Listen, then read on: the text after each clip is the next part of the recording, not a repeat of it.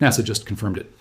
James Webb pointed its instruments at a visitor from outside our solar system, and what came back is one of the strangest, most genuinely shocking chemical readouts ever pulled from a comet. This object is not from around here. It may not even be from our galaxy's current generation of stars, and there's a real chance it is older than the Sun itself, not older by a little, possibly billions of years older.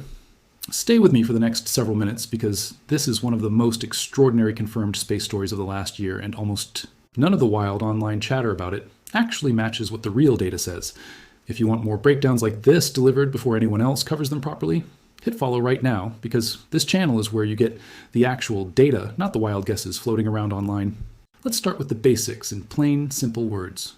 Our solar system has one sun, 8 planets, a bunch of moons, and countless smaller objects like asteroids and comets, all of them bound by the sun's gravity, all of them looping around in paths that repeat over and over again. Everything that orbits the sun belongs here, in the sense that gravity keeps pulling it back, locking it into a path around our star forever. But every once in a while, something shows up that does not belong here at all, something that came from outside our solar system entirely, from somewhere out in the wider galaxy, and is only passing through our neighborhood once before leaving forever, never to return. These rare visitors are called interstellar objects, and in all of recorded human history, we have only confirmed 3 of them. The first one showed up in 2017. It was small, oddly elongated, and tumbled through space in a strange way that made a lot of people talk about it for years afterward. It's called 1I Oumuamua. The second one arrived in 2019 called 2I Borisov, and it behaved much more like a normal comet, with a visible tail and clear cometary activity. Both of those objects came and went fairly quickly, and by the time telescopes were fully trained on them, they were already fading from view. Let's slow down for a second and talk about those first 2 visitors, because understanding them makes it much easier to appreciate exactly why the third one turned out to be such a big deal. The very first confirmed interstellar object, Oumuamua, was unlike anything astronomers had cataloged before. It moved through our solar system on a path that made it obvious it was not bound to the sun, and it had a strange, elongated shape that made headlines around the world. What made that first object so puzzling was how quiet it was. It showed almost no visible activity. No obvious gas or dust streaming off it the way a normal comet would, which made it incredibly difficult to study in detail. By the time telescopes fully understood what they were looking at, the object was already too far away and too faint to gather much more information from. It left more questions than answers, and to this day, parts of its behavior are still debated among scientists, simply because there wasn't enough time or data to fully explain everything about it before it disappeared from view. The second interstellar object, Borisov, arrived about 2 years later in 2019. This one behaved very differently. It showed a clear, glowing coma and a visible tail, acting much more like the comets astronomers were already familiar with from our own solar system. Because it was more active and easier to observe, scientists managed to gather a much richer set of data on its chemistry and structure compared to the first visitor. Even so, by the time telescopes were tracking it closely, it too was already on its way out, limiting just how much could be learned before it slipped back into deep space. Both of those earlier encounters left scientists hungry for a third opportunity, one where a bigger, brighter, more active interstellar object might show up with enough warning time and enough brightness for the world's best instruments, especially newer tools that didn't even exist back in 2017, to get a proper, detailed look. That's exactly what happened next. On the morning of July 1st, 2025, the ATLAS survey telescope at Rio Hurtado in Chile, part of a NASA-funded network called the Asteroid Terrestrial Impact Last Alert System, built specifically to scan the sky every single night for objects that could pose a risk to Earth, flagged a faint, fast-moving point of light. Astronomers checked its path, and within hours, follow-up observations from telescopes around the world had confirmed the answer. This object was moving far too fast to be trapped by the sun's gravity. It was not going to loop back around. It was going to pass through and keep going out into deep space again, never to return. This was the third confirmed interstellar object ever recorded by humanity. It was named 3IATLAS, with the number 3 marking it as the third of its kind, an atlas honoring the telescope system that first caught sight of it. Interestingly, once astronomers went back through older sky survey archives, they found the comet had actually been sitting unnoticed in images going back weeks earlier, including in early data from the brand new Vera Rubin Observatory in Chile, which had unknowingly captured it before anyone realized what they were looking at. Right away, something about this new visitor stood out. Its path around the sun was more extreme, more sharply bent than either of the 2 interstellar objects that came before it. In simple terms, the shape of an object's path tells you how strongly it is, or isn't, attached to the sun's gravity. A path that curves gently and loops back is a sign of something that belongs to our solar system. A path that comes in fast, bends only slightly, and shoots straight back out is a sign of something that is only passing through, measured by a number astronomers call eccentricity. Oumuamua's path had an eccentricity of about 1.2. Borisov's was about 3.4. 3IATLAS came in with an eccentricity of roughly 6.1, making it by far the most extreme, most sharply hyperbolic path of any interstellar object ever measured. It was moving through our solar system at a staggering speed, well over 200,000 kilometers per hour when it was first discovered, and it only got faster as it fell closer toward the sun, eventually reaching around 246,000 kilometers per hour at its closest approach. Here's where the story gets genuinely shocking, and it's the reason I opened with that line about the sun. Based on how this object moves relative to the average motion of stars in our part of the galaxy, a technique called dynamical or kinematic age estimation, scientists were able to work out roughly how long it has been drifting through space since it was first flung out of whatever star system it originally formed in. A team of researchers at the University of Oxford ran this object through a predictive statistical model built specifically for interstellar visitors, and their best estimate placed its age at roughly 7 billion years old, with a 2/3 probability that it is genuinely older than our own solar system. Other estimates place the range even more broadly, somewhere between 3 billion and 11 billion years old. For comparison, our own sun and solar system are about 4.5 billion years old. That means it is entirely possible, maybe even likely, that this comet formed around a star that existed and died long before our own star ever ignited, and that it has been drifting alone through the galaxy for that entire span of time, completely untouched, until it happened to cross paths with our solar system. Some researchers studying its motion believe it likely formed in a part of the Milky Way called the galactic thick disk, a region packed with some of the oldest stars in the entire galaxy. If that alone doesn't stop you for a second, I don't know what will. A frozen piece of another solar system, quite possibly older than ours, drifted close enough for our telescopes to actually study it up close. And this is where things really got interesting because, unlike the first interstellar visitor, which looked mostly inactive and rocky, 3IATLAS turned out to be a genuinely active comet. In fact, only the second of the three ever confirmed to display a clear, glowing coma. As it got closer to the sun, it began to heat up, and frozen material on its surface started turning directly into gas, streaming away from the object, and forming a glowing cloud around it, called a coma, along with a faint tail. This activity was a huge deal for scientists, because an active object releases its internal chemistry into space, where telescopes can actually detect and analyze it. A quiet, inactive rock doesn't give up its secrets easily. An active, outgassing comet practically hands them over. It's also worth appreciating just how much coordinated effort it took to even find this object in the first place. The survey system that caught it scans huge portions of the night sky over and over again, every single clear night, comparing each new image against the ones from the night before, looking for anything that moved. Most of what it catches are ordinary asteroids, since the system exists mainly to catch potentially dangerous rocks, early enough to calculate whether they pose any risk to Earth. Catching a genuine interstellar object is an enormous bonus, a needle in an almost unimaginably large haystack of nightly sky images. The fact that this system caught 3IATLAS early enough that astronomers worldwide had months of advance warning before its closest approach to the sun gave scientists something they never really had with the first two interstellar visitors: real lead time to plan detailed observations in advance instead of scrambling at the last minute. Once the object's hyperbolic path was confirmed, observatories across the globe, along with space telescopes far above Earth's atmosphere, began lining up to take their turn studying it. Before I go further, if you're finding this genuinely interesting, drop a follow now, because we're about to get into exactly what the James Webb Space Telescope found when it turned its instruments toward this ancient visitor, and it is stranger than most people expect. The James Webb Space Telescope, often just called JWST or Webb, is the most powerful space telescope humanity has ever built. It doesn't see light the way our eyes do. Instead, it's tuned to detect infrared light, a type of light with longer wavelengths than what we can see, which lets it pick up on heat signatures and chemical fingerprints completely invisible to regular telescopes.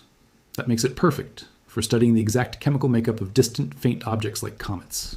Webb wasn't originally built with fast-moving small solar system objects in mind, and tracking something moving as quickly as 3IATLAS across the sky pushed the telescope's tracking systems in ways it wasn't really designed for.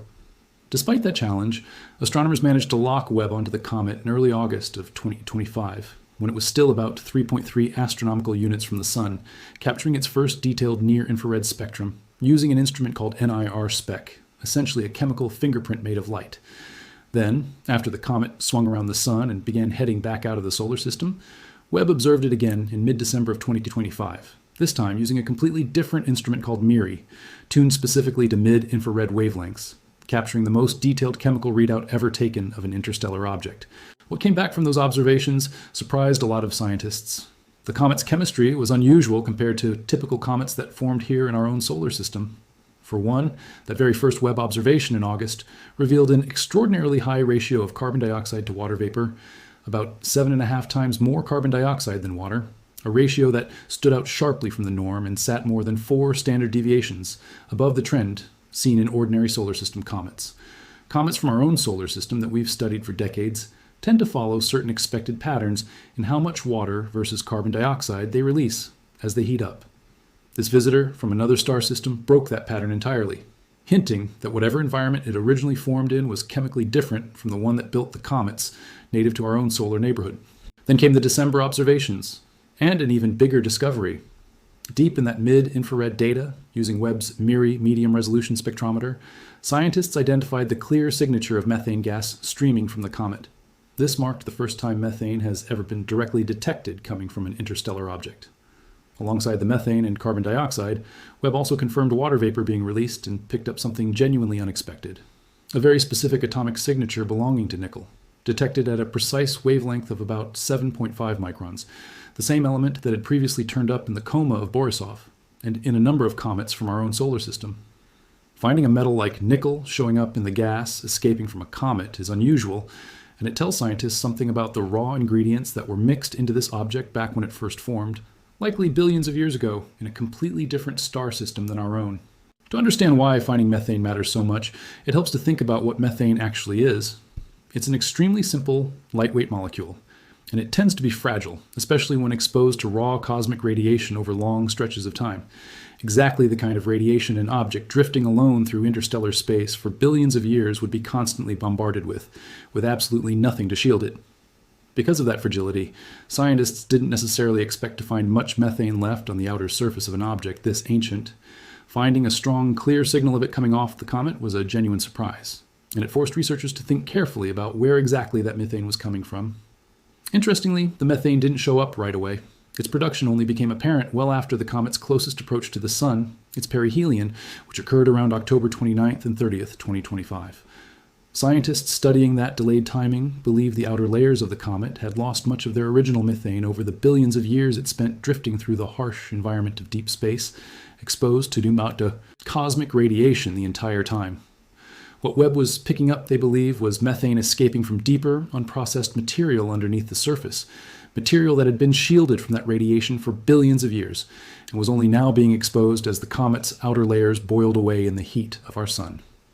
In simple terms, Webb wasn't just looking at the surface of this ancient visitor, it was looking straight into material that had been locked away, untouched, since before our own solar system even existed. Researchers also noted that as the comet moved farther from the Sun after perihelion, gas production began sharply declining overall, with water showing the steepest drop-off, exactly the behavior you'd expect as the surface cools and less ice gets vaporized, which is itself a useful confirmation that the underlying physics matches a genuine natural comet. This is genuinely one of those moments where you have to stop and appreciate what just happened. A team of scientists pointed a telescope at a fast-moving speck of light, and that telescope managed to read out the actual chemical ingredients of a piece of another solar system, ingredients that had been frozen and hidden for possibly billions of years, untouched by anything until this exact moment. The full findings from Webb's mid-infrared campaign were formally published in April 2026 in the Astrophysical Journal Letters, led by researcher Matthew Bilyakov, cementing this as the most chemically detailed record of material from another stellar system ever assembled, obtained not by sending a spacecraft across light years, but by pointing an existing telescope at a visitor that happened to come to us. Webb wasn't the only instrument studying this comet either. NASA's Hubble Space Telescope also observed 3IATLAS, both shortly after its discovery and again later in the year.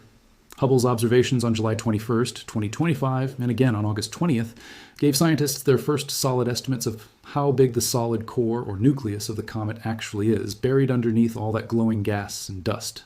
Measuring the exact size of a comet's solid nucleus is trickier than it sounds, because from a telescope's point of view, the tiny solid core is almost always drowned out by the much brighter cloud of gas and dust surrounding it.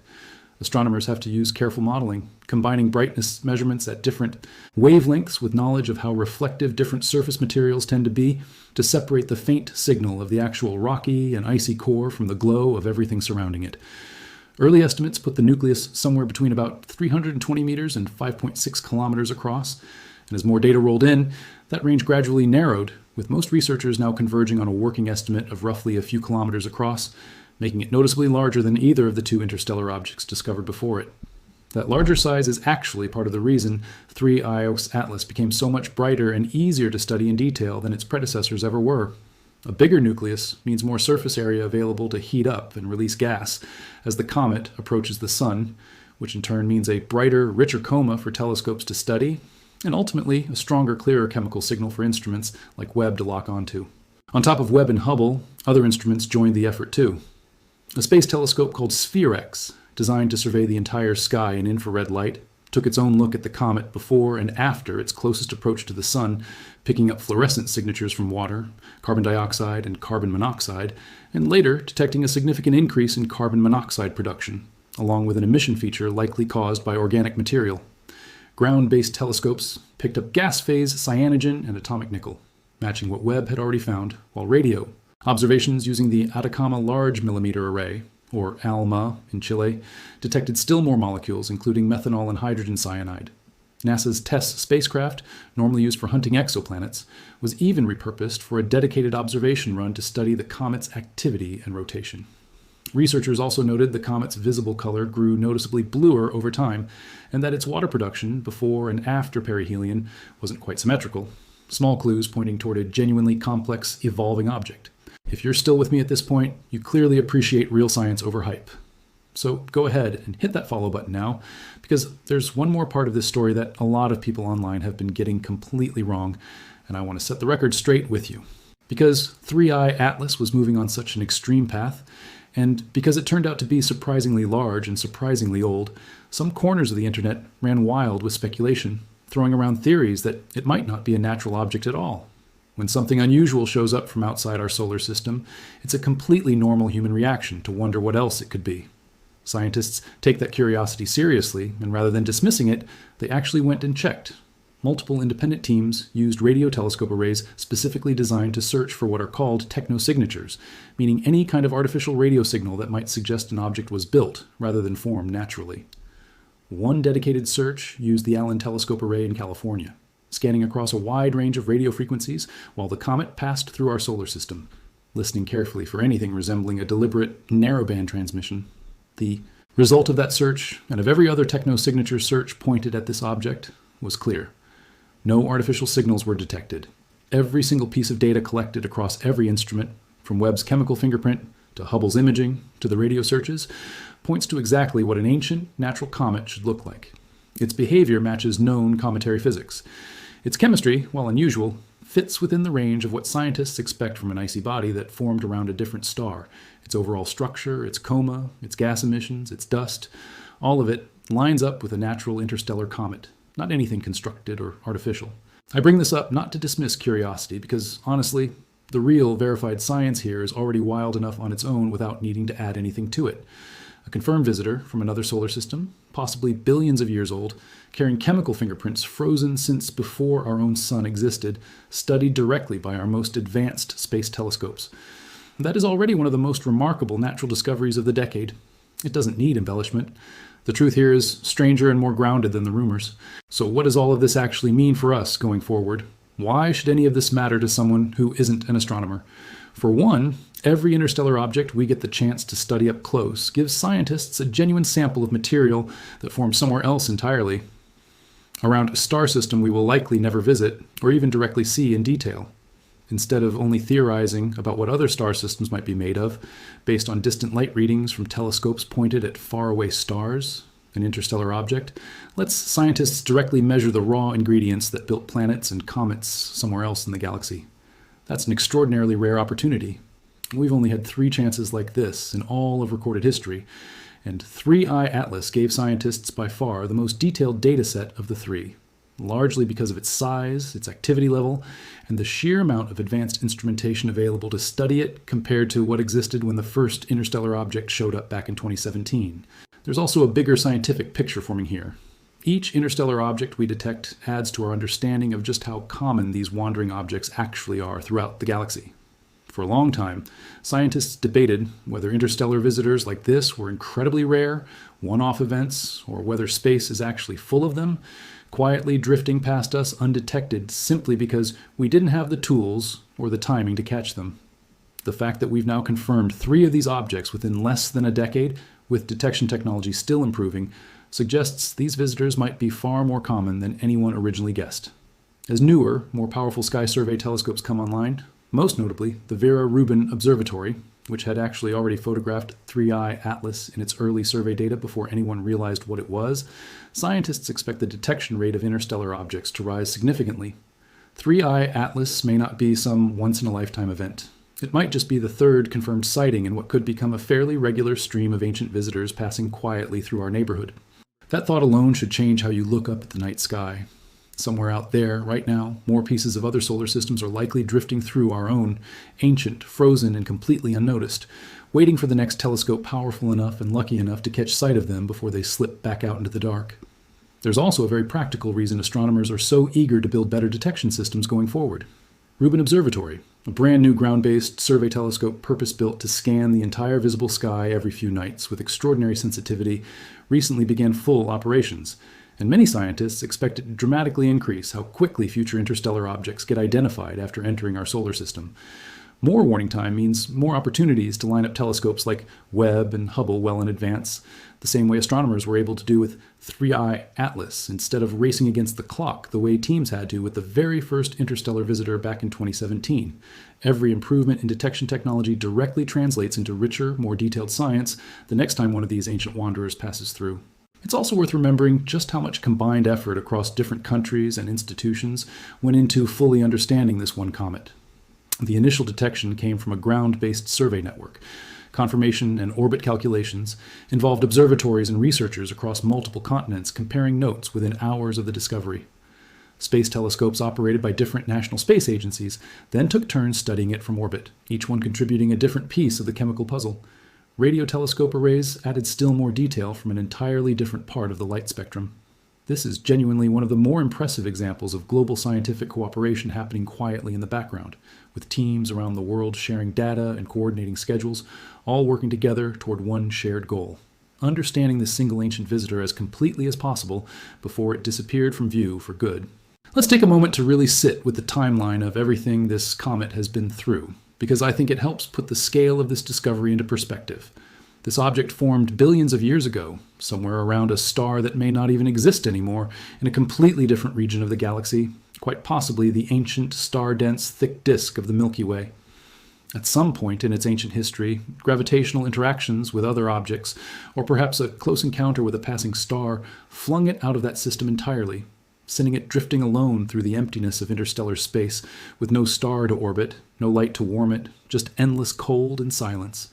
For possibly billions of years it drifted like that, tumbling through the space between stars, completely untouched, carrying its original chemistry locked away and frozen. Then, purely by chance, its long, silent journey brought it close enough to our sun that our own solar system's gravity could finally bend its path, and our telescopes could finally catch sight of it. It swept past the sun, warmed up just enough to release some of that ancient, frozen material into space, giving our instruments a brief window to study it, and then it continued on its way, heading back out into the depths of the galaxy, likely never to return, possibly never to be seen by anyone again. Think about that for a moment against the full timeline of human history. Telescopes themselves have only existed for around 400 years. Space telescopes capable of reading the precise chemical fingerprints of a comet have only existed for a few decades. Out of the billions of years this object spent drifting silently through the galaxy, it happened to pass close to our sun during the exact narrow window of human history when we had both the knowledge to recognize it as interstellar and the technology to study it in real time. A few hundred years earlier, and it would have simply been an unexplained blurry point of light in the sky, if anyone had even noticed it at all. We happened to be alive, with the right telescopes pointed at the right patch of sky, during the one brief moment this ancient traveler passed close enough to notice. That is an extraordinary stroke of cosmic timing, and it's worth appreciating just how much effort, coordination, and advanced engineering it took across multiple space telescopes and observatories around the world to make the most of that narrow window before the comet faded from view for good. Scientists are continuing to analyze all of the data collected from 3IATLAS, and more detailed findings are expected to keep coming out over the following months as researchers dig deeper into everything Webb, Hubble, Sphere-X, ALMA, and the other instruments managed to capture. Webb's team has already indicated one additional observation was scheduled for the spring of 2026, though the comet is getting increasingly difficult to observe as it recedes back toward the outer solar system on a path that will carry it past Jupiter's orbit before it disappears from view for good. Every new detail adds another small piece to a much bigger puzzle about how solar systems form, how common these interstellar wanderers really are, and what other star systems out there in the galaxy might actually be made of. If this story genuinely gave you a new appreciation for what real, verified space science can uncover, make sure you're following this channel, because we're going to keep tracking every confirmed development on this story and every other major discovery like it, as the data continues rolling in. Share this with someone who needs to hear about this instead of the wild theories floating around online, because the actual truth here is honestly more incredible than the rumors ever were. To wrap this up simply, in the summer of 2025, a fast-moving object was spotted heading through our solar system, and within hours, scientists confirmed it was not from around here at all. It was the third confirmed interstellar object in recorded history, moving on the sharpest, most hyperbolic path scientists had ever tracked. Estimates suggest this ancient comet could be somewhere between 3 and 11 billion years old, with a best guess around 7 billion, meaning it may well have formed before our own sun existed. As it swept past the sun in late October 2025, it heated up and became active, releasing gas and dust our most advanced telescopes could finally study directly. Webb captured chemical readings showing an unusually high ratio of carbon dioxide to water, the first ever direct detection of methane from an interstellar object, clear water vapor, and a rare atomic signal from nickel, all pointing to chemistry that likely formed in a different star system than our own. Hubble helped pin down its size. Other instruments added further chemical detail, and dedicated searches for artificial signals came back completely clear, confirming this is exactly what it appears to be. A genuine, natural ancient piece of another solar system passing quietly through our own before heading back out into deep space, likely never to return. That is the real story, backed by real data, from real telescopes, gathered by real scientists working together across the globe to make sense of one extraordinary visitor. And it is stories like this one, grounded entirely in verified science, that this channel exists to bring you first. Follow now if you haven't already. Drop a comment telling me what part of this surprised you the most. And share this with someone who would find this as fascinating as you clearly do. We'll see you in the next one.